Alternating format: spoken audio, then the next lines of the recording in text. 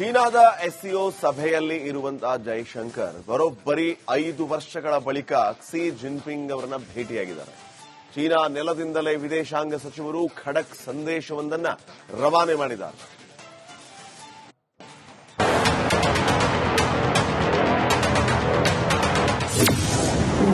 China ಅಧ್ಯಕ್ಷ Xi Jinping Jaishankar ಭೇಟಿ. ಮೋದಿ ಸಂದೇಶ ತಲುಪಿಸಿದ ವಿದೇಶಾಂಗ ಸಚಿವ.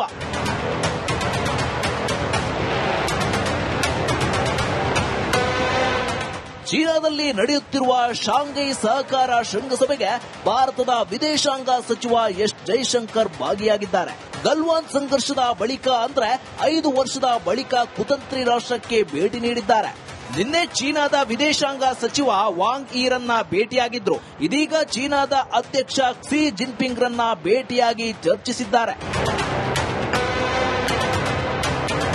ಜೈಶಂಕರ್ ಕ್ಸಿ ಜಿನ್ಪಿಂಗ್ ಇದು ಮೊದಲ ಭೇಟಿಯಾಗಿದೆ. ಇಲ್ಲಿಯವರೆಗೆ ಕ್ಸಿ ಜಿನ್ಪಿಂಗ್ ಮತ್ತು ಜೈಶಂಕರ್ ಪರಸ್ಪರ ಭೇಟಿಯಾಗಿರಲಿಲ್ಲ. ಇನ್ನು ಜಿನ್ಪಿಂಗ್ ವಿದೇಶಾಂಗ ಸಚಿವರನ್ನ ಹೆಚ್ಚಾಗಿ ಭೇಟಿಯಾಗುವುದಿಲ್ಲ. ಆದ್ರೆ ಚೀನಾ ಮತ್ತು ಜೈಶಂಕರ್ ಅವರ ಸ್ಥಾನಮಾನ ಎಷ್ಟು ಉತ್ತಮವಾಗಿದೆ ಅಂದ್ರೆ ಜಿನ್ಪಿಂಗ್ ಸ್ವತಃ ಭೇಟಿಯಾಗಲು ಕಾಯುತ್ತಿದ್ರು. ಭೇಟಿ ಬಳಿಕ ಭಾರತ ಮತ್ತು ಚೀನಾ ನಡುವಿನ ಸಂಬಂಧಗಳ ಬಗ್ಗೆ ಚರ್ಚಿಸಿದ್ದಾರೆ. ಚೀನಾ ನೆಲದಿಂದಲೇ ಸಂದೇಶ. ಎಸ್ಸಿಒ ಸಭೆ ಬಳಿಕ ಚೀನಾ ಕ್ಸಿ ಜಿನ್ಪಿಂಗ್ ಮತ್ತು ಜೈಶಂಕರ್ ಮಾತುಕತೆ ನಡೆಸಿದ್ದಾರೆ. ಚರ್ಚೆ ವೇಳೆ ಗಡಿ ಸಮಸ್ಯೆಗಳತ್ತ ಗಮನ ಹರಿಸಬೇಕು, ಬಾರ್ಡರ್ನಲ್ಲಿ ಉದ್ವಿಗ್ನತೆ ಕಡಿಮೆ ಮಾಡಬೇಕೆಂದು ಹೇಳಿದ್ದಾರೆ. ಅಲ್ಲದೆ ಸಡನ್ ಆಗಿ ಯೂರಿಯಾ ರಫ್ತು ನಿಲ್ಲಿಸಿದರ ಬಗ್ಗೆ ಚರ್ಚಿಸಿದ್ದಾರೆ. ಭಯೋತ್ಪಾದನೆ ವಿರುದ್ಧ ಗಟ್ಟಿಯಾಗಿ ನಿಲ್ಲಬೇಕು ಎಂದಿದ್ದು ಪಾಕ್ ಜೊತೆ ಕೈಜೋಡಿಸಬೇಡಿ ಎಂದು ಪರೋಕ್ಷವಾಗಿ ಕುಟುಕಿದ್ದಾರೆ. ಇನ್ನು ಮೋದಿ ಮುರ್ಮು ಕೊಟ್ಟ ಸಂದೇಶ ರವಾನಿಸಿದ್ದಾರೆ. ಗಾಲ್ವನ್ ಹಿಂಸಾಚಾರ, ಪಹಲ್ಗಾಮ್ ದಾಳಿ ಬಳಿಕ ಭಾರತ ಚೀನಾ ನಡುವಿನ ಸಂಬಂಧ ಪ್ರಪಾತಕ್ಕೆ ಹೋಗಿದ್ದವು. ಆದರೆ ಕಳೆದ ವರ್ಷ ಖಜಾನ್ನಲ್ಲಿ ಪ್ರಧಾನಿ ಮೋದಿ ಮತ್ತು ಅಧ್ಯಕ್ಷ ಕ್ಸಿ ಜಿನ್ಪಿಂಗ್ ಭೇಟಿಯ ನಂತರ ಸಂಬಂಧದ ಕಗ್ಗಂಟು ಕರಗಿದೆ. ಇನ್ನು ಜೈಶಂಕರ್ ಭೇಟಿಯಿಂದ ಗಡಿ ವಿವಾದವನ್ನ ಬಗೆಹರಿಸಲು ಎರಡೂ ದೇಶಗಳಿಗೆ ಒಂದು ಪ್ರಮುಖ ಹೆಜ್ಜೆಯಾಗಿದೆ. News desk, republic Kannada. ಚೀನಾದ ಎಸ್ಸಿಒ ಸಭೆಯಲ್ಲಿ ಇರುವಂತಹ ಜೈಶಂಕರ್ ಬರೋಬ್ಬರಿ 5 ವರ್ಷಗಳ ಬಳಿಕ ಕ್ಸಿ ಜಿನ್ಪಿಂಗ್ ಅವರನ್ನ ಭೇಟಿಯಾಗಿದ್ದಾರೆ. ಚೀನಾ ನೆಲದಿಂದಲೇ ವಿದೇಶಾಂಗ ಸಚಿವರು ಖಡಕ್ ಸಂದೇಶವೊಂದನ್ನ ರವಾನೆ ಮಾಡಿದ್ದಾರೆ.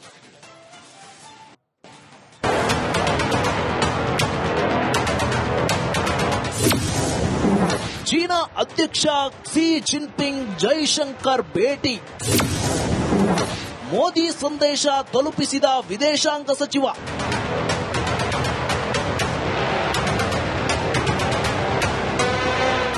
ಚೀನಾದಲ್ಲಿ ನಡೆಯುತ್ತಿರುವ ಶಾಂಘೈ ಸಹಕಾರ ಶೃಂಗಸಭೆಗೆ ಭಾರತದ ವಿದೇಶಾಂಗ ಸಚಿವ ಎಸ್ ಜೈಶಂಕರ್ ಭಾಗಿಯಾಗಿದ್ದಾರೆ.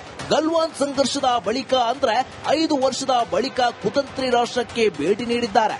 ನಿನ್ನೆ ಚೀನಾದ ವಿದೇಶಾಂಗ ಸಚಿವ ವಾಂಗ್ ಯೀರನ್ನ ಭೇಟಿಯಾಗಿದ್ರು. ಇದೀಗ ಚೀನಾದ ಅಧ್ಯಕ್ಷ ಕ್ಸಿ ಜಿನ್ಪಿಂಗ್ ರನ್ನ ಭೇಟಿಯಾಗಿ ಚರ್ಚಿಸಿದ್ದಾರೆ. ಜೈಶಂಕರ್ ಕ್ಸಿ ಜಿನ್ಪಿಂಗ್ ಇದು ಮೊದಲ ಭೇಟಿಯಾಗಿದೆ. ಇಲ್ಲಿಯವರೆಗೆ ಕ್ಸಿ ಜಿನ್ಪಿಂಗ್ ಮತ್ತು ಜೈಶಂಕರ್ ಪರಸ್ಪರ ಭೇಟಿಯಾಗಿರಲಿಲ್ಲ. ಇನ್ನು ಜಿನ್ಪಿಂಗ್ ವಿದೇಶಾಂಗ ಸಚಿವರನ್ನ ಹೆಚ್ಚಾಗಿ ಭೇಟಿಯಾಗುವುದಿಲ್ಲ.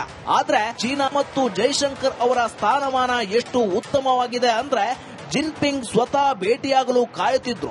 ಭೇಟಿ ಬಳಿಕ ಭಾರತ ಮತ್ತು ಚೀನಾ ನಡುವಿನ ಸಂಬಂಧಗಳ ಬಗ್ಗೆ ಚರ್ಚಿಸಿದ್ದಾರೆ. ಚೀನಾ ನೆಲದಿಂದಲೇ ಸಂದೇಶ. ಎಸ್ಸಿಒ ಸಭೆ ಬಳಿಕ ಚೀನಾ ಕ್ಸಿ ಜಿನ್ಪಿಂಗ್ ಮತ್ತು ಜೈಶಂಕರ್ ಮಾತುಕತೆ ನಡೆಸಿದ್ದಾರೆ. ಚರ್ಚೆ ವೇಳೆ ಗಡಿ ಸಮಸ್ಯೆಗಳತ್ತ ಗಮನ ಹರಿಸಬೇಕು, ಬಾರ್ಡರ್ನಲ್ಲಿ ಉದ್ವಿಗ್ನತೆ ಕಡಿಮೆ ಮಾಡಬೇಕೆಂದು ಹೇಳಿದ್ದಾರೆ.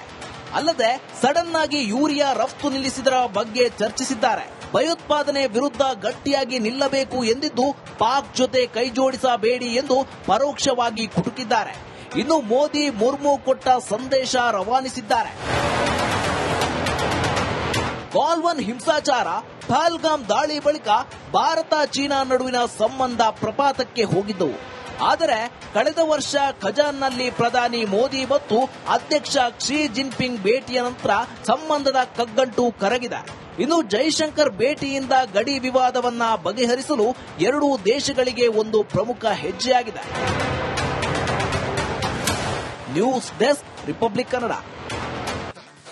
ಚೀನಾದ ಎಸ್ಸಿಒ ಸಭೆಯಲ್ಲಿ ಇರುವಂತಹ ಜೈಶಂಕರ್ ಬರೋಬ್ಬರಿ 5 ವರ್ಷಗಳ ಬಳಿಕ ಕ್ಸಿ ಜಿನ್ಪಿಂಗ್ ಅವರನ್ನ ಭೇಟಿಯಾಗಿದ್ದಾರೆ. ಚೀನಾ ನೆಲದಿಂದಲೇ ವಿದೇಶಾಂಗ ಸಚಿವರು ಖಡಕ್ ಸಂದೇಶವೊಂದನ್ನ ರವಾನೆ ಮಾಡಿದ್ದಾರೆ.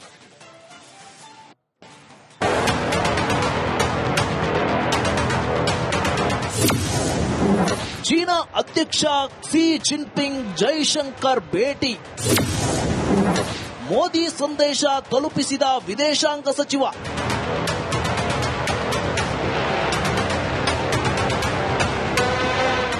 ಚೀನಾದಲ್ಲಿ ನಡೆಯುತ್ತಿರುವ ಶಾಂಘೈ ಸಹಕಾರ ಶೃಂಗಸಭೆಗೆ ಭಾರತದ ವಿದೇಶಾಂಗ ಸಚಿವ ಎಸ್ ಜೈಶಂಕರ್ ಭಾಗಿಯಾಗಿದ್ದಾರೆ.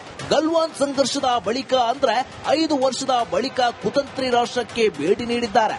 ನಿನ್ನೆ ಚೀನಾದ ವಿದೇಶಾಂಗ ಸಚಿವ ವಾಂಗ್ ಯೀರನ್ನ ಭೇಟಿಯಾಗಿದ್ರು. ಇದೀಗ ಚೀನಾದ ಅಧ್ಯಕ್ಷ ಕ್ಸಿ ಜಿನ್ಪಿಂಗ್ ರನ್ನ ಭೇಟಿಯಾಗಿ ಚರ್ಚಿಸಿದ್ದಾರೆ.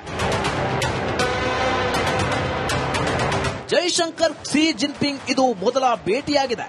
ಇಲ್ಲಿಯವರೆಗೆ ಕ್ಸಿ ಜಿನ್ಪಿಂಗ್ ಮತ್ತು ಜೈಶಂಕರ್ ಪರಸ್ಪರ ಭೇಟಿಯಾಗಿರಲಿಲ್ಲ.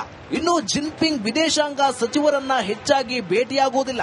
ಆದ್ರೆ ಚೀನಾ ಮತ್ತು ಜೈಶಂಕರ್ ಅವರ ಸ್ಥಾನಮಾನ ಎಷ್ಟು ಉತ್ತಮವಾಗಿದೆ ಅಂದ್ರೆ ಜಿನ್ಪಿಂಗ್ ಸ್ವತಃ ಭೇಟಿಯಾಗಲು ಕಾಯುತ್ತಿದ್ರು. ಭೇಟಿ ಬಳಿಕ ಭಾರತ ಮತ್ತು ಚೀನಾ ನಡುವಿನ ಸಂಬಂಧಗಳ ಬಗ್ಗೆ ಚರ್ಚಿಸಿದ್ದಾರೆ. ಚೀನಾ ನೆಲದಿಂದಲೇ ಸಂದೇಶ. ಎಸ್ಸಿಒ ಸಭೆ ಬಳಿಕ ಚೀನಾ ಕ್ಸಿ ಜಿನ್ಪಿಂಗ್ ಮತ್ತು ಜೈಶಂಕರ್ ಮಾತುಕತೆ ನಡೆಸಿದ್ದಾರೆ.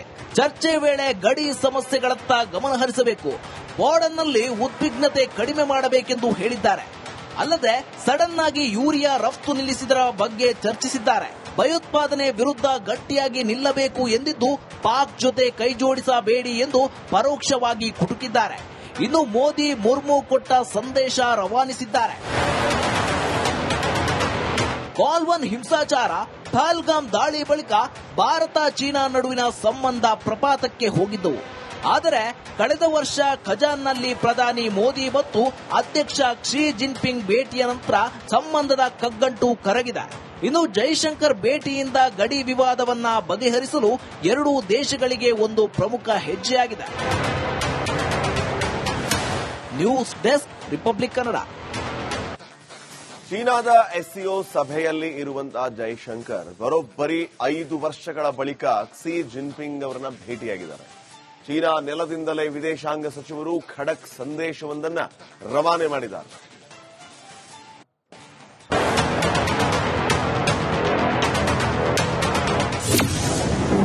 ಚೀನಾ ಅಧ್ಯಕ್ಷ ಕ್ಸಿ ಜಿನ್ಪಿಂಗ್ ಜೈಶಂಕರ್ ಭೇಟಿ. ಮೋದಿ ಸಂದೇಶ ತಲುಪಿಸಿದ ವಿದೇಶಾಂಗ ಸಚಿವ.